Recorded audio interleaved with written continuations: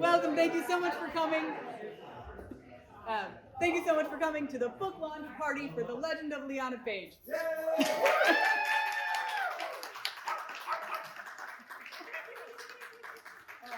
I think all of you probably know this, but I'm going to say it out loud anyway. My name is Adam Lidham-Yen. I wrote the book.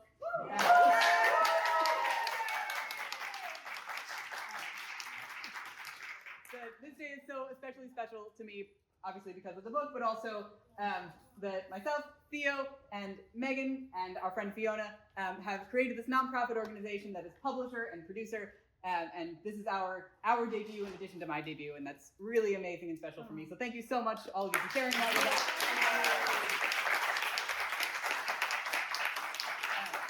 We have a really cool reading performance of the first chapter for you that we're going to get started with right now.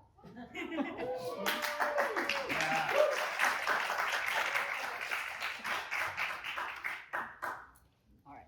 The Legend of Leanna Page, Volume 1, A Beginning. Dedicatory Epistle, a letter from the author. To my dear reader, the pages before you are filled with a world of legend. I want to assure you before beginning that every character, setting, and event portrayed within this volume and the volume forthcoming is entirely true, although how much is factual I cannot say. With the time that has passed between their happening and their telling, there can be no doubt some details will have shifted. I ask simply that you look beyond them and hold within you what we all might recognize as truth. The second incident of these pages I shall ask you to oblige is the very fashion with which I have written them. I make no apologies for my archaic parlance. Still, if you were to spend such time amongst my paragraphs, I suppose you may be due an explanation of their form. Thus, I shall offer you the following. This tale was not told to me quite so elegantly as it is here. Instead, it was spoken to me night after night by my grandfather, same as it had been sung to him by his own, in an ill-advised attempt at using adventure to lure a child to sleep.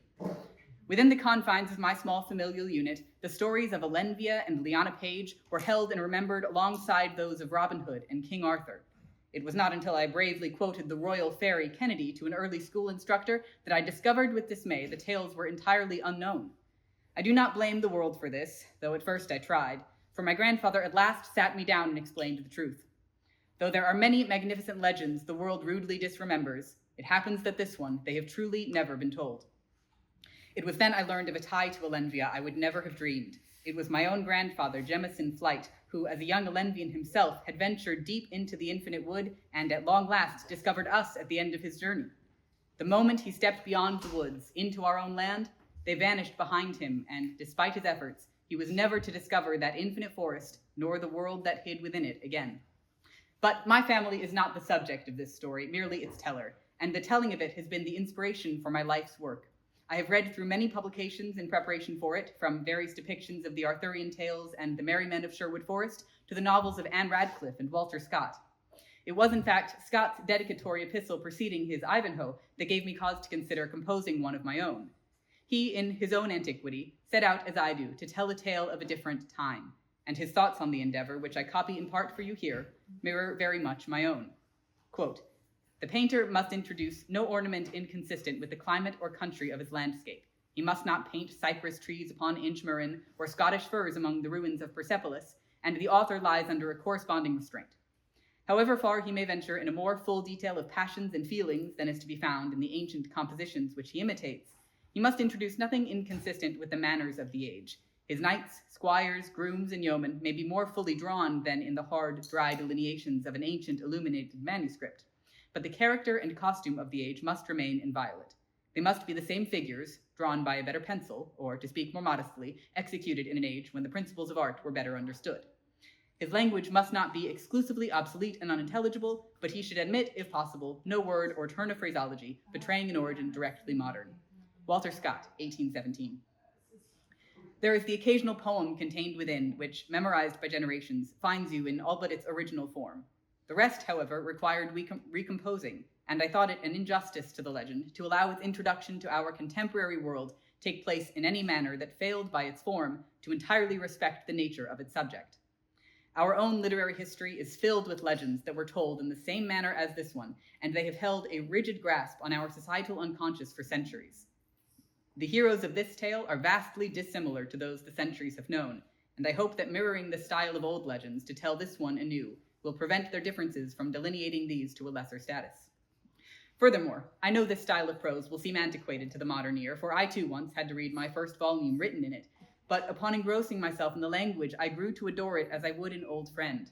Now I maintain a love for these words and their distinct ability to convey the most haughty humor or describe the perfect sunrise, and I hope that fondness will seep through the holes in these letters and replicate itself in your soul. I assure you, had the words of Radcliffe not made me burn to look through the windows of Udolpho, I would not have accepted them as my mentors. My grandfather always told me that the legend of Leanna Page was an important one. I never cared much for his deliberation on its meaning as a child, but as I grew and witnessed more of the world around me, I came to better understand. Leanna's story tells of a broken world, kept apart by hatred, despondency, and pride, that at last was brought together by a simple serving girl, who, of course, was always so much more. It is the origination of a state for humanity that feels, in our own time, impossible to attain. However, Elenvia is not a perfect place. It is not free of grief, or anger, or cruelty. It is only the combined efforts of most people living within the land environed by the infinite wood, regardless of their status or nationality, collaborating towards a world that serves them all. Perhaps their stories can be a lesson in their world's attainability, but if you rather not consider it so, then consider it only as thus. It is a tale, magical and romantic, and filled with adventure at every turn. It is my dream that telling it in the way I do will cause it to infiltrate your heart, same as it did my own. If you find the legend herein enticing but the words unrelatable, I entreat you to consider this only the original text, and accept my heartfelt invitation for you to tell it again in a new way. Elenvia may be lost to us now, but perhaps through the rebirth of their stories we can create one anew. Furthermore, the volumes you now hold contain only what my family's memories were able to impart. While writing, further details came to me in dreams, and knowing Leanna, that they did so should be no surprise. Once you open your mind to it, more Elenvian history may reveal itself to your imagination. I implore you to release it from concealment and share it with the world as I do now, for if we are ever to find Elenvia, we must know what we are searching for. Esteemed reader, I am hereonforth your devoted servant, Cedarflight.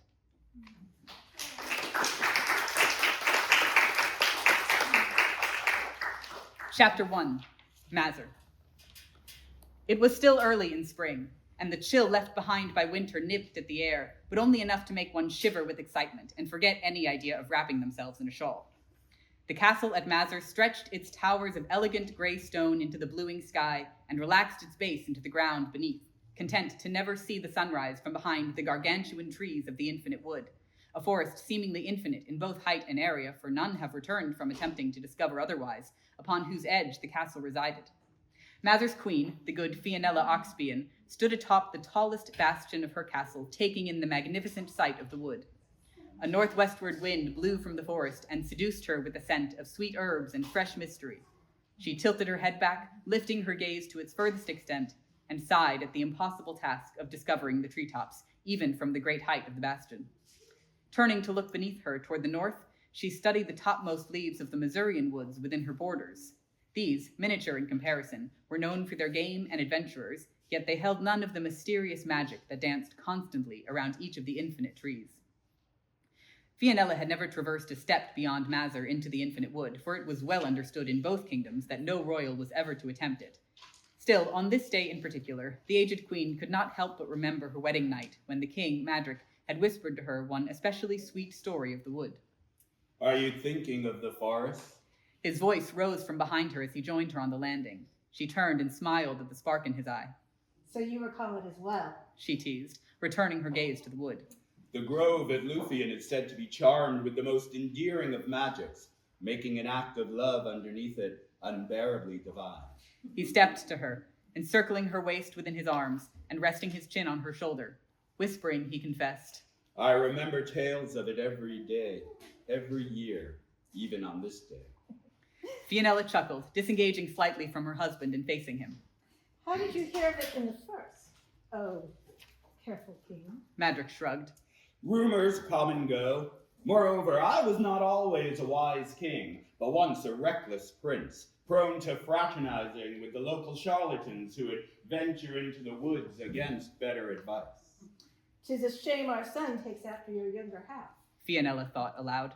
He shall grow. I suppose. King Madric took hold of his beloved's hands and returned to their romantic musings. Come, Queen, what say you? I think our 40th anniversary of betrothment is a splendid time for an adventure. To the wood? Oh, think truthfully, love. We cannot enter it. What would the Razentines say? The Ranzentines need never know. There has been so little communication between our castles in the past decade. How would they ever discover it? Rumors come and go. She reminded him. Madrick stepped back in a playful huff. So if we were discovered by the royals of Cataline, what of it? We will have committed no crime. You know the Razentines are more superstitious about the woods than we are. They may view our entering as a risk to the truce. King Pretenaire is gentle. He never leads with the sword. We would send him a small billet of good intent. He would invite us to share a weekend in his castle, and we would share a laugh over it. The queen smirked as he removed her arguments, but could not yet accept he would have an answer to them all. And what of the fairies who give the woods their magic and protect it from invasion with violent force? I do not pretend the journey is free of risk. Therein lies half the fun. Still, I cannot imagine fairies even are so cruel as to prevent the entrance of two old fools looking to share an evening of bliss. Fianella smiled. The two royals watched each other's eyes deeply and found agreement in their glance. Isolde will be furious, Fianella remarked with a knowing grin. Then upon our return she shall observe our joy, and take a much-needed lesson in the acquisition of gaiety. The king and queen laughed until Fianella's countenance began to fall somber. Is it not unwise to venture so, aging as we are? Madrick tucked a wisp of gray behind the queen's ear and held a finger under her chin. What better decade to fulfill your fantasies than one which might be your last?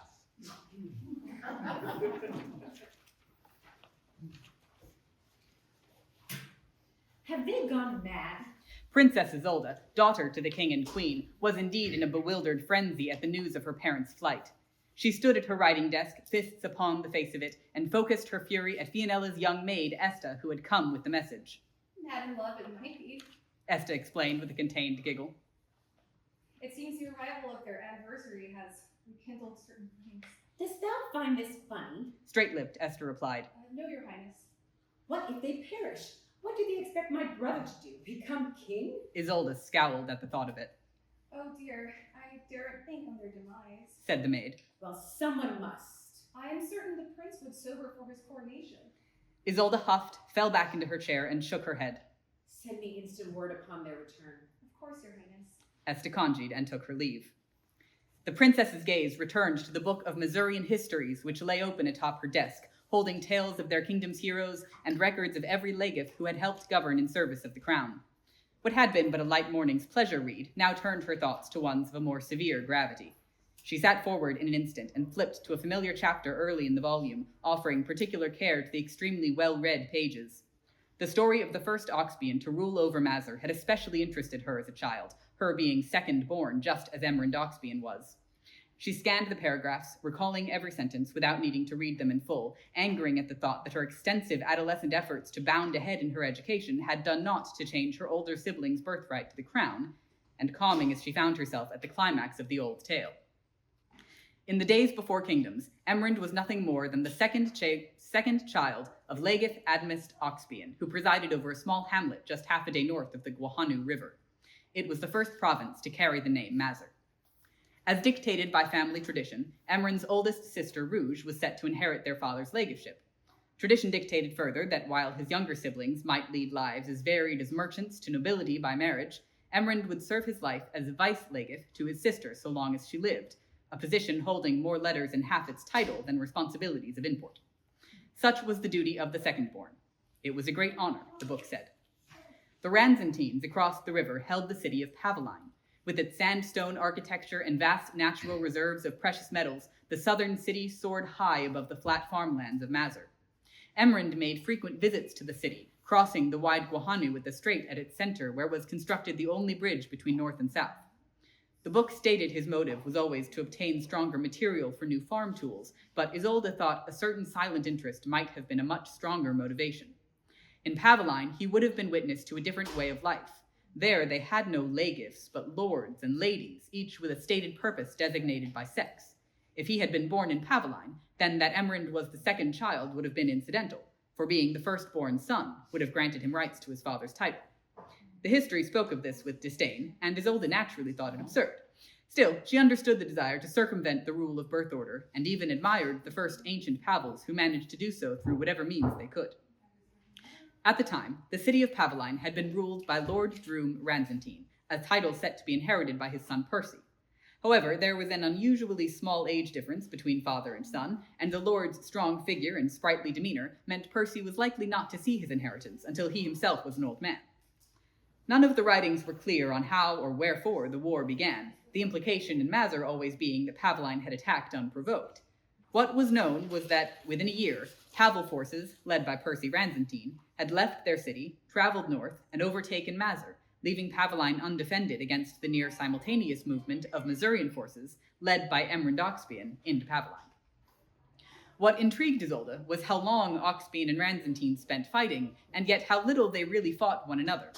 The battling continued for many a year past the conquering of each city, with most so-called battles consisting of nothing more than each army traveling further north or south, respectively, and overtaking unprepared villages in their wake, ever increasing their stronghold.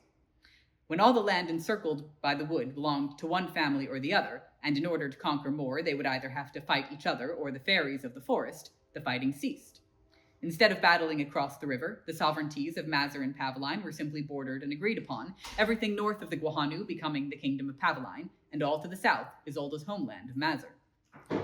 Under the chaos of war, both Lord Droom Ranzentine and Legefair Rouge Oxbian separately fell ill and died. They were grieved and counted among the lost, and when the truce of the two kingdoms was struck and the war was ended, it was Percy Ranzentine and Emrand Oxbian who were set to rule. Of these two mythic kings, the stories tell of lifelong enemies who found peace and respect through matched military might. Still, between the lines, Isolde could not help but read of two young allies who desired more than they were promised and found a way to achieve it. Isolde closed the volume and sat back in her chair. She considered her parents, by now sure to be frolicking in uncharted forest, and she examined possibilities of what royal life might be after the sudden disappearance of the king and queen. If her brother, Prince Madrigoxbian II, was unprepared to govern, as surely he was, would she, as vice-crown, be able to assume every right and responsibility of the throne in his stead? A smile crept up her countenance, but a wave of guilt washed it away, for although the idea interested her, she could not covet in earnest the early loss of parents who, though ridiculous at times and childish, had loved her too dearly. She shook all thought of it from her mind, and wished her parents a speedy return. Alas, the day passed into night, and morning rose again, and still the king and queen remained unseen by the palace guards keeping watch. Days passed, and all in the castle grew increasingly uneasy, no one more so than Princess Isolde, who desperately wished her musings had not led her to so accurate a prediction. As the sun began its descent on the fourth day of their absence, Isolde battled contradicting senses of excitement, shame, grief, and determination, until she at last accepted the inevitable responsibility she felt hovering over her shoulders. She approached her brother in his bedchambers. Madrick! She called, rapping the tall door with the back of her fist, cream-colored against the dark wood. There was no answer. She tried again. Brother, we must speak. I implore you. After a moment, a sloppy voice finally came booming from the chamber. Hark! I am king hither, and I decree thou shalt not pass. You are not king of Mazar yet. Isolde rejoined. You misunderstand, I mean not of Mazar, but of these bedchambers. I am king here, and I am dressed not, and I desirous not to speak to thee. Nor I to thee, brother, but alas, mother and father are gone now 4 days, and the kingdom may well fall upon our shoulders within the 4 following. It is an issue. As she who be the vice crown, I beg thee to grant the utmost importance and urgency. So please, pull up a pair of trousers and open this forsaken door. After her speech, Isolde knew she had won, so she waited silently, listening to her brother rummage about in search of trousers. At length, the door unclosed, revealing her brother, the prince, hair knotted, trousers backward, and chest lacking a shirt. The siblings each stared into the other's disapproving gaze. May I enter? Isolde inquired. Madrick responded with a sly smirk as he sidestepped, bowing low, allowing the princess to pass. Once she had entered sufficiently, he retired to his desk where he kept his wine, propping his heels on the edge of the wood. He leaned back and sipped from the bottle. How may I assist thee, your highness? Holding her breath against the stench of alcohol, Isolde responded. We must discuss thy kingship. Madrick whined. I cannot be king. I am but of 22. Is there no fairness? Father had 12 years more at least to make himself ready. If thou hadst studied, like I, thou might feelest differently.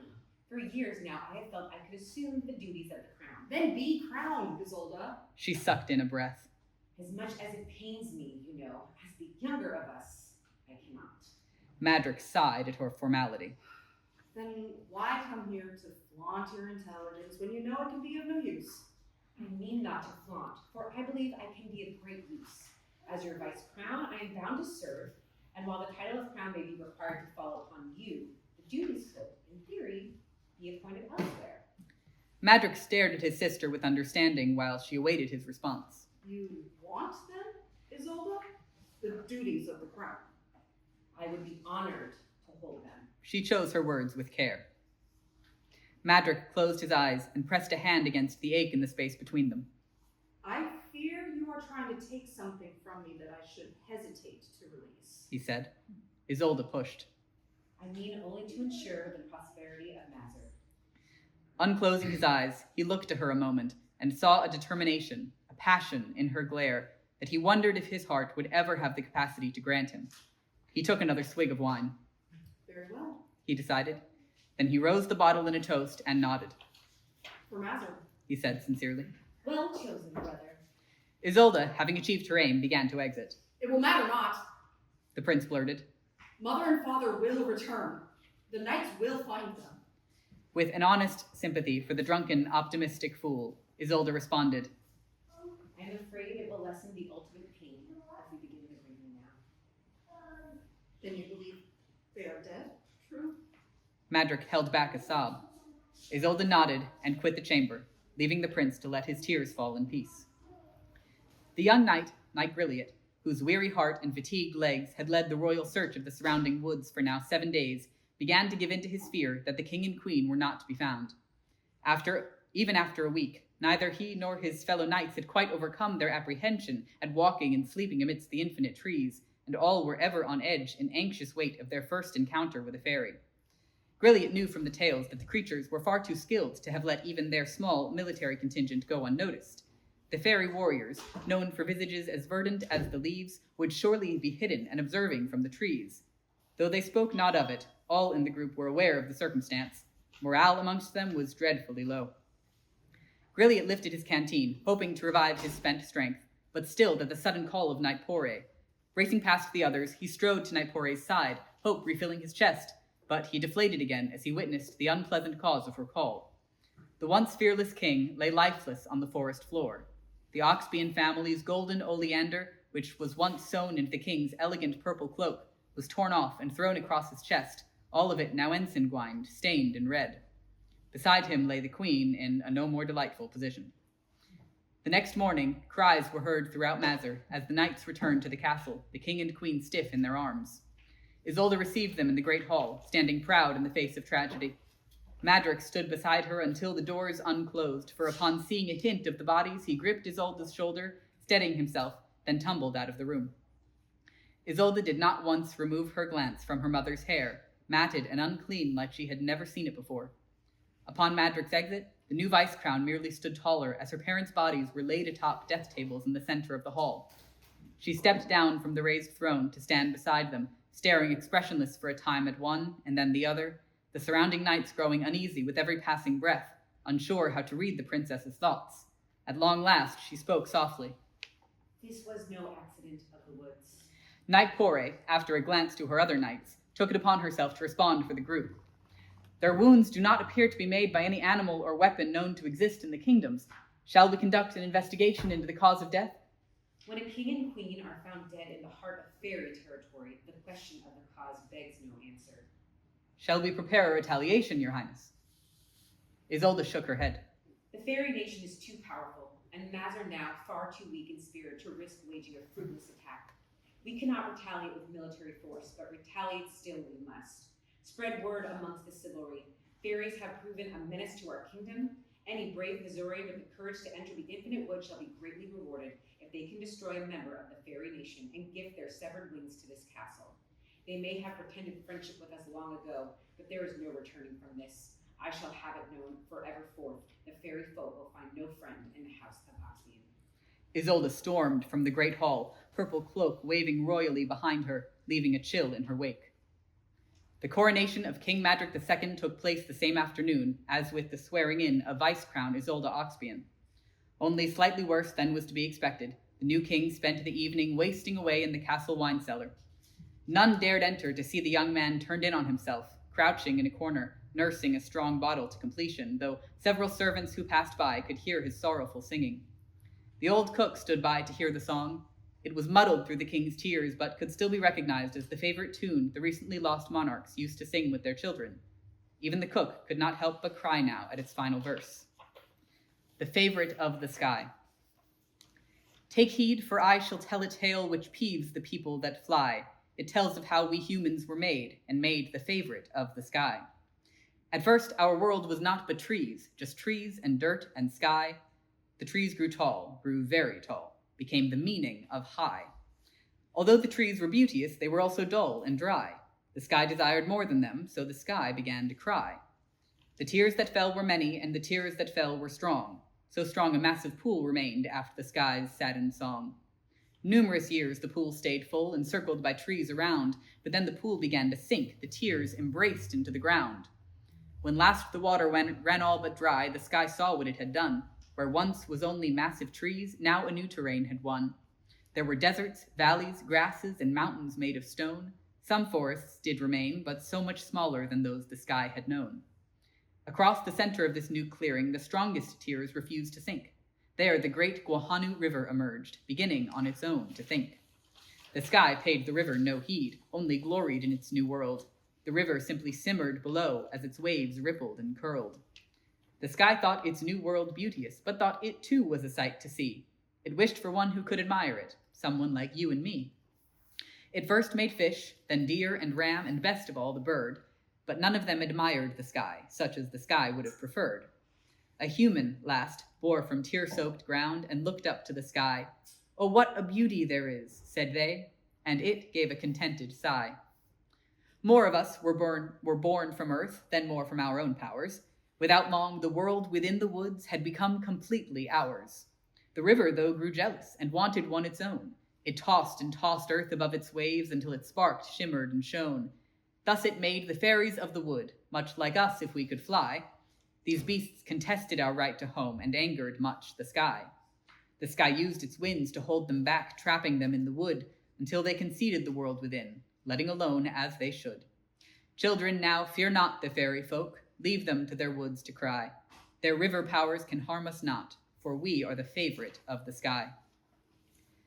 During this time, Vice Crown Isolde took charge of sorting the king's affairs.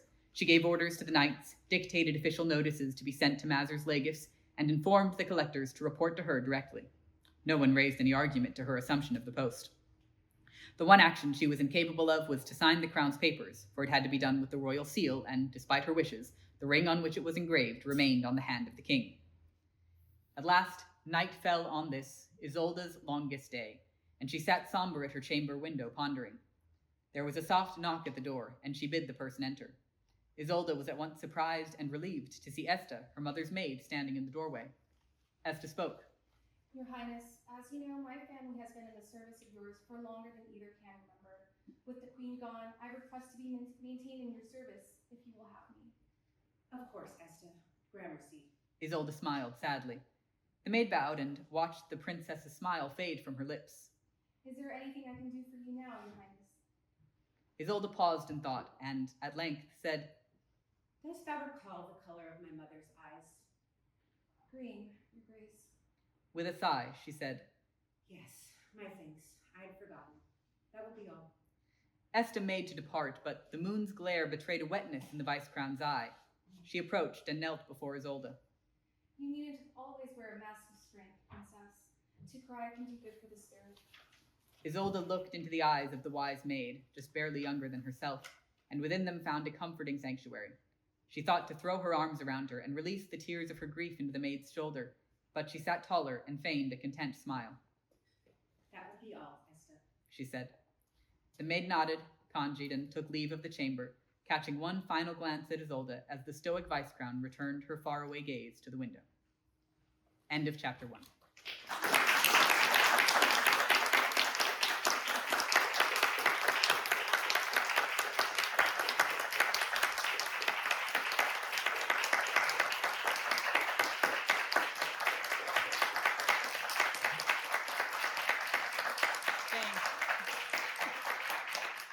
Thank you all so much. We're selling the book. Come buy the book. We have fruit and veggies, and we'll be bringing out some cupcakes and cookies, and we have Martinelli's and champagne. Please eat and buy the book.